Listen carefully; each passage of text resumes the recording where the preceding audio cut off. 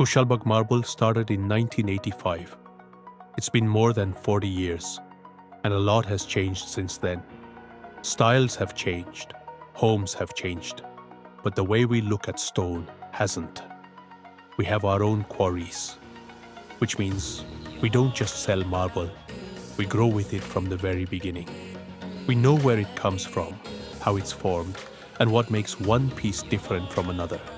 Banswara marble has always been close to us. Its softness, its natural patterns, its calm feel. Every variety has its own character. Over the years, we've worked with it so much that we understand it like you understand something familiar. That's how we help people choose. Not by pushing options, but by guiding them to what will actually suit their space and stay beautiful for years. From quarries to homes with its own manufacturing units, Kushalbagh Marble has been part of this journey since 1985. And we're still here, doing it the same honest way.